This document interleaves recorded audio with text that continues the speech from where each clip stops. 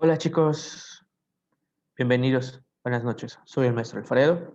Pues ante todo les pido una disculpa por las cuestiones tecnológicas que ahorita están imposibilitando que tengamos un fluido diálogo académico acerca de los temas. Entonces, espero, por favor, que cuando se termine de grabar este video, yo lo suba al Classroom, me dejen sus comentarios, sus dudas acerca de lo que es la antropología médica. A continuación voy a proyectar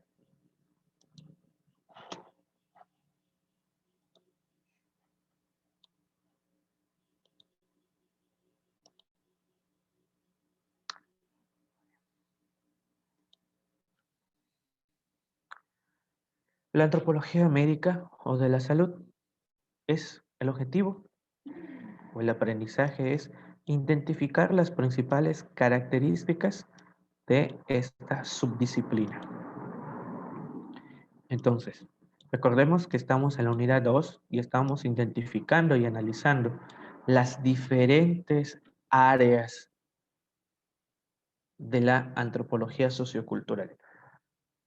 La clase pasada analizamos la antropología de la muerte, posteriormente la económica y hoy nos corresponde la antropología médica o de la salud.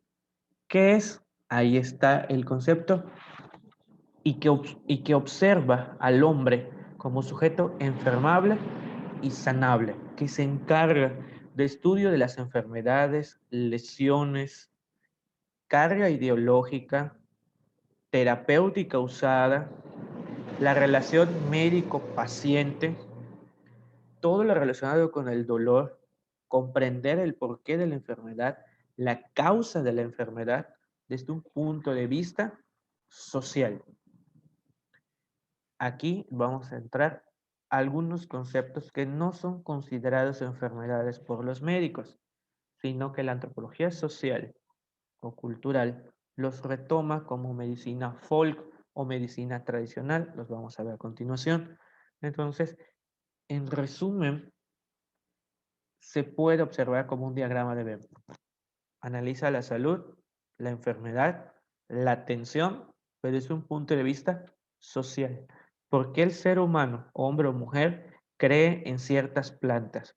¿Por qué el hombre y la mujer acude a tal lugar y no a un hospital? ¿O por qué es atendido por una partera, por un yerbatero, por un chamán? Y en ocasiones no va con el doctor. Entonces tenemos también que en África o en lugares tribales, todavía este personaje juega un papel importante dentro de la comunidad. A esto es lo que le vamos a llamar el chamanismo, el curanismo y la magia. Pero también tenemos la etnoterapéutica, lo que nosotros le vamos a llamar la medicina herbolaria. ¿Cómo es que acudes a estos lugares? Ejemplo, aquí en Yucatán, vas con un médico tradicional y te da té, bálsamos, te dan cataplasmas, te dicen con qué hojas, con qué semillas. Entonces, entender esta cuestión de la carga sociocultural hacia las enfermedades. Es importante observar que, por ejemplo, en algunas comunidades la enfermedad es producida por un castigo, porque ofendiste a un Dios, no le diste ciertas cosas que quería o la comida que él prefería. Entonces, el concepto salud y enfermedad desde el punto de vista social, desde los usos y costumbres. Es importante observar también que desde el hombre apareció en el Pleistoceno hasta la actualidad, han evolucionado y se han mantenido ciertas costumbres, ciertas concepciones acerca de la salud y enfermedad. Por eso se indica en el segundo binomio, hombre-enfermedad aunado a tiempo y cultura. ¿Cómo ha cambiado? Ejemplo, los mayas de la época prehispánica, su medicina se enriqueció con la terapéutica traída por los negros, por los españoles, por las plantas, por las especies, por concebir a la enfermedad. Entonces, un maya de la época precolombina no es lo mismo que pensaba de un maya castellanizado a un maya contemporáneo. Por eso es hombre, enfermedad, tiempo y cultura. En resumen, se puede indicar que estos son los binomios o los aspectos por el cual se puede definir y comprender qué es la antropología médica o de la salud. A continuación estaríamos viendo conceptos relacionados con ello. Primero, los sistemas de atención a la salud. El primer punto que engloba todos los componentes presentes en una sociedad relacionados a la salud. ¿Qué quiere decir?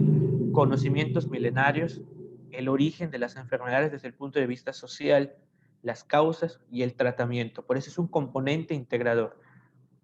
¿Cómo es que por herencia estos conocimientos milenarios ancestrales se van pasando de generación en generación? Y la gente, el otro, el paciente, también va de generación en generación que acuda a tal persona. Por eso dice, engloba los componentes presentes, orígenes, causas, técnicas, tratamientos, papeles, funciones, sobre todo de dos personajes, dos actores, el médico, el brujo, el paciente o el receptor hacia ellos. Es importante observar que es enriquecido con símbolos que reflejan las prácticas, interacciones e instituciones. Alguna planta en particular cura tal cosa. Esta especie cura tal cosa. Entonces, este esquema de símbolos ayuda a que estos conocimientos ancestrales se enriquezcan cada día y vayan aprendiendo o en su caso mejorando. ¿Qué quiere decir? Aquí en Yucatán lo tenemos representado con las parteras. Hay documentales por el cual más del 80% de una comisaría o de un poblado, estas parteras de más de 90 años, 80, pues tuvieron en sus manos a casi toda la población y atendieron a estas mujeres. Por eso es el componente presente y además están estos símbolos por el cual ella es un símbolo en la comunidad de respeto, de conocimiento acerca del tema. No solo es el símbolo, es lo que usa, sino también la persona que representa. Es importante ver que también incluye las preocupaciones hacia la salud. Si yo, por ejemplo, me duele algo, mi cuello, me duele mi oído, me duele la cabeza, tengo que ir con y yo creo, porque recuerden que la palabra va a ser creer desde un punto de vista sociocultural. Yo esa planta, si la tomo, me va a curar.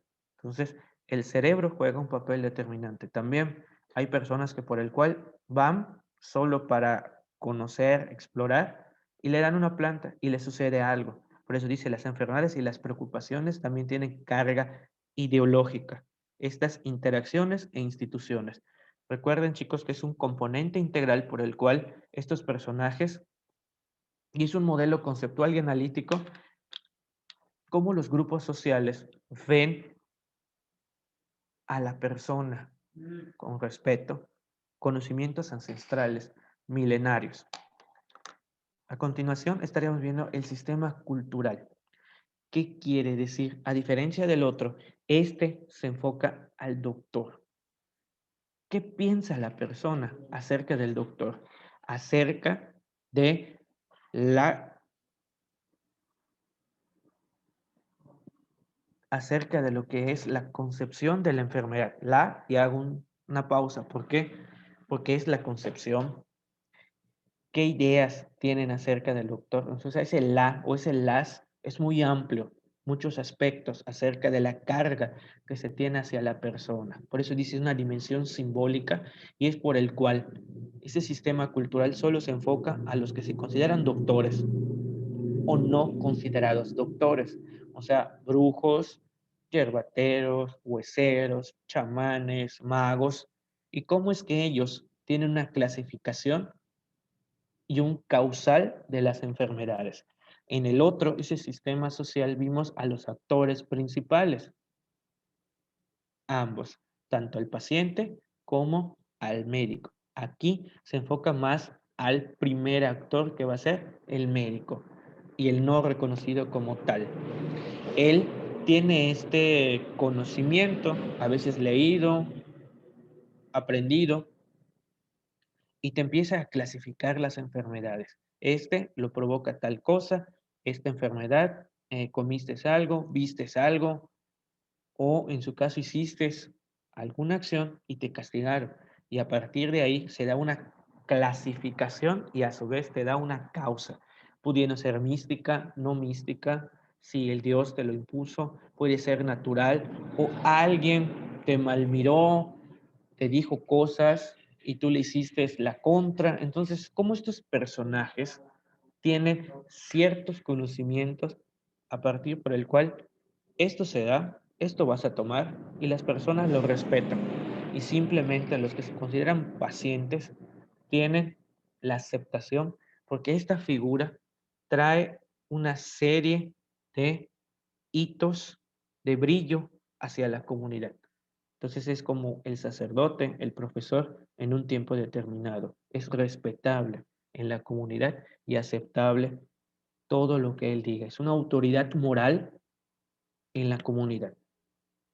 Tanto si estamos hablando del interior del estado de Yucatán, una comunidad tribal o un lugar forrajera, agricultora o de pastoreo. Entonces, hay mucha diferencia entre el sistema social y el sistema cultural acerca de ellos. La clasificación de las enfermedades son organizadas según criterios propios, y los cuales generan diagnósticos y terapias cuyos especialistas tienen ciertos elementos y materiales para curar y a partir de ahí se dan las causas. Recuerden que incluyen brujos, curanderos, hechiceros, magos, mens, como se le dice aquí en Yucatán, mem. Ahora, ¿qué es el sistema social de salud? Ya vimos pacientes, ya vimos médicos, ahora nos vamos a enfocar a las instituciones. ¿Qué quiere decir? ¿Cómo el indígena, la etnia en particular, un agente tribal ve al hospital o ve esa choza donde vive tal personaje? Por eso se dice, está compuesto por las instituciones relacionadas a la salud, la organización de los profesionales de la salud que trabajan y participan en ese espacio y ese mismo espacio hay una relación entre ellos. Entonces, el primero, vuelvo a repetir, son los actores y sobre todo el paciente. El siguiente sistema es el doctor y los que se consideran. Este es el espacio por el cual se genera todos estos conocimientos, que puede ser una clínica de tercera, donde solo hay los sistemas básicos, como curar, como atender un golpe, si hay la medicina, porque es otra gran realidad, que dentro del sistema social de salud también se estudian las carencias que se tienen acerca de ese lugar. Ejemplo, aquí en Yucatán, los famosos IMSS Prospera que hay en las comunidades. No hay el doctor, te mandan a la cabecera. Si en esa cabecera tampoco hay la especialidad, te mandan a la capital que es Mérida. ¿Cuánto tiempo hay de transcurrir? ¿Cuánto tiempo hay que esperar? Y además, el trato que se tiene médico-paciente, paciente-médico, el lenguaje, que no se entienden entre ellos, los tecnicismos usados o la valoración del médico hacia el indígena si lo mandan a una comunidad. Con todo el respeto, ellos son indios, ellos no deben de generar conocimiento, yo soy el que impongo, yo tengo la bata y es lo que tienen. Entonces, a veces esto impide que haya una relación médico-paciente, por eso dice las reglas de interacción y las relaciones de poder que se dan entre ellos. Esto lo observa el sistema de salud que se da. Entonces, la antropología médica tiene mucha tela de donde cortar. Igual, muchachos, aquí podemos observar una línea del tiempo que parte de 1935 hasta la actualidad aquí en México. El primer departamento de Escuela Superior de Medicina Rural se da en 1935 en el Instituto Politécnico Nacional. Es la primera aparición de lo que se va a conocer como antropología médica. No era por el cual, vuelvo a repetir, porque esta este departamento fue fundado dentro de la Escuela de Ciencias Biológicas del IPN. Entonces había una área de medicina rural dirigido por un antropólogo, y entonces estos doctores que salían de este lugar tenían lo rural, tenían el conocimiento del contexto de lo que sucedía con los indígenas de las zonas rurales, las urgencias de salud pública, y se abatiera sobre todo en esa época, pues la mortandad y la mortalidad infantil. Desgraciadamente, en 1965 desaparece el concepto rural y por ende la denominación oficial de esta escuela ya no se tiene. Entonces ahí solo es médico y se quita medicina rural. Es una crítica que hace este autor que estuve buscando, investigando, que los doctores se volvieron citadinos y ya no les importa la parte rural. Por su parte, en 1948, Gamio es uno de los personajes importantes. Se funda el INI, la el Instituto Nacional Indigenista, y empieza e inicia lo que es la antropología aplicada. Los proyectos ya de antropólogos comandados por ellos para dar una solución hacia diferentes problemáticas económicas, políticas y sanitarias. Entre 1950 al 60, el estudio de Rubel sobre el susto, ahí te vamos a ver un poquito acerca de ello, como enfermedad.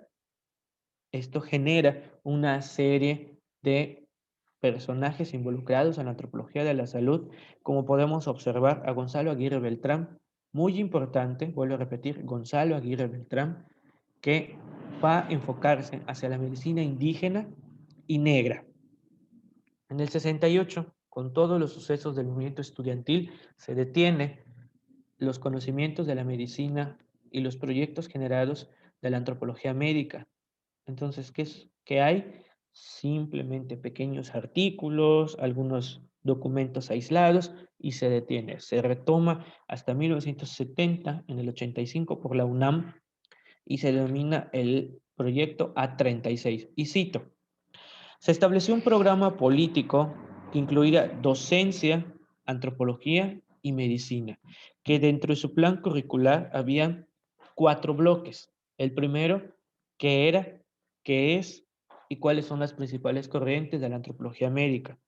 Después, el segundo son las creencias mesoamericanas o la medicina tradicional de esta área cultural. El tercero es entender el proceso de salud-enfermedad desde el punto de vista indígena, desde el punto de vista de la etnia, etc. Y el cuarto bloque, y no menos importante, es sobre el médico-paciente, esa relación, esa interacción, y en el 85 desaparece este plan, pero deja esa semillita de lo que es la antropología médica, mejor conocida como proyecto A36, así como si fuera un robotito, fue conocido. Actualmente, en el año 2000, se dan una serie de pasos. Ejemplo, dentro de la misma Secretaría de Salud ya se crea la Dirección de Medicina Tradicional y Desarrollo Intercultural. Se reconoce a nivel constitucional la herbolaria y se crea y que simplemente su función se encuentra limitado. Solo es concientizar, generar capacitación y hasta ahí. O sea, está la dirección, pero no tiene las funciones principales, que sería preservar la memoria, generar más conocimientos. Simplemente en dos Cs: concientizar y capacitar.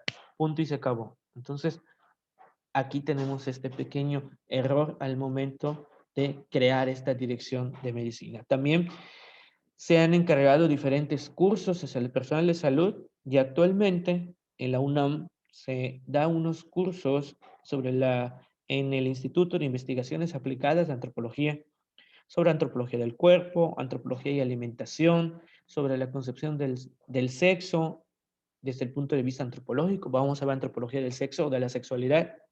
Y, en resumen, en México, la antropología médica se encuentra en consolidación y expansión. Entonces, vamos a ver uno de los temas que a mí me interesa de la antropología médica. el mal del susto. En algunos documentos de la época colonial, yo me encontraba, es que este personaje murió de susto. Entonces, ¿cómo? O sea, solo te hacían, ¡buy! ¿Morías? No, no, el mal de susto aparece en 1993 con un artículo titulado El estudio Latin Folk Illness, perdón por mi inglés, el estudio del susto desde un punto de vista médico, en donde detalla que el susto se encuentra provocado por el terror y además hay una serie de síntomas que son causas específicas de ellos, como la pérdida de apetito, la palidez, la debilidad, la diarrea, la fiebre, y que si no se cura, se provoca la muerte. Entonces, ¿qué es lo que lo causa según estas patologías sociales? No médicas, son patologías sociales dentro de la rama de la medicina folk o medicina tradicional. Indica que, por ejemplo, un niño, podría venir un brujo, una bruja, le absorbe su alma o las ve un fantasma. Entonces se asusta el niño y se apodera este fantasma chocarrero, se apodera de él o algún ebrio duerme en el cementerio, duerme en algún lugar y se le aparece algo o en ese lugar está trabajado por brujería y absorbe su alma. Entonces la terapéutica, ¿qué es? Y cito, dormir en algún sitio malo y el ritual de limpieza, ¿cuál es? Utilizando un trozo de alambre caliente del tamaño de una cuerda, se frota en el cuerpo desnudo de la persona y este alambre se supone que equilibra hasta un punto ese calor y para encontrar el alma de esta persona, ya que tiene la energía, el brujo y sus ayudantes se van al monte, mascan algunos hongos alucinógenos, toman aguardiente para estar en contacto con la naturaleza y ese alambre que ya tiene esa carga, entonces ese momento de trance les va a ayudar para encontrar en dónde está su alma de esta persona. Entonces, ¿qué sucede con este alambre? Al momento se quema y estas cenizas se pasan por el cuerpo de la persona y ya se dice que ya están curados y pasan un momento determinado. Cada comunidad latinoamericana o mesoamericana se le puede conocer como el mal del susto. También este binomio, sistema caliente-frío, que es desde la antigüedad clásica pasando por la Edad Media, nos indican las personas, los shmen, los mem o los brujos de la época, pues que hay la naturaleza, las plantas, hay enfermedades frías y calientes. Por eso el segundo punto indica esta clasificación y jerarquías, como por ejemplo cuando la mujer aquí en Yucatán, en algunas comunidades, me imagino, y llego a asegurar que ya no se da, cuando da luz, su cuerpo queda vulnerable, está caliente, porque ya dio luz, entonces su cuerpo está caliente y hay ciertas acciones que no puede hacer, como por ejemplo mecerse en la hamaca o tomar algún alimento frío, y en Yucatán se le conoce como el pasmo. Entonces, esta jerarquía de sistemas caliente y frío provoca enfermedades. Es como, por ejemplo, nosotros que venimos sudados de algún lugar, abres el refrigerador, el cuerpo está caliente y al momento que hace el choque con el aire del refrigerador, se provoca que tú te enfermes. Entonces, esta combinación, este choque con lo caliente y con lo frío, provoca lo que se le va a conocer. Por eso este sistema es caliente y frío es una de las enfermedades más típicas. Otra de las enfermedades del panteón mesoamericano es la caída de la mollera, el mal de ojo, el empacho y la pérdida del alma o tonayi, que se da más en el centro. El mal de ojo, más para los niños, para las comunidades, es cuando, por ejemplo, una persona que está ebria o acaba de tener sexo o algo así, ese niño, al momento que lo ve, le provoca ese mal de ojo y el niño se enferma, entonces tiene que pasar por un proceso por el cual la persona lo tiene que curar y se da una serie de terapéuticas. El empacho es provocado por comer mucho, por algún alimento que te da gases, flatulencias, pero sobre todo cuando comes demasiado se te da el empacho. No vas con el doctor, se te soba la panza con alguna pomada, con alguna terapéutica y ya te curas. Entonces, la caída de mollera es cuando, por ejemplo, tiran al niño, le hacen ciertos movimientos o provoca algún golpe y dicen que aquí tenemos la mollera. Se mueve, entonces también tiene una terapéutica aquí en Yucatán. Es un listado, pequeño listado acerca de estas enfermedades consideradas sociales. Eso es todo, chicos. Espero que les haya explicado de manera muy resumida lo que es la antropología social, la antropología médica desde el punto de vista social. Hay más, pero este solo es una probadita, lo que son las temáticas manejadas por esta ciencia subdisciplina de la antropología cultural.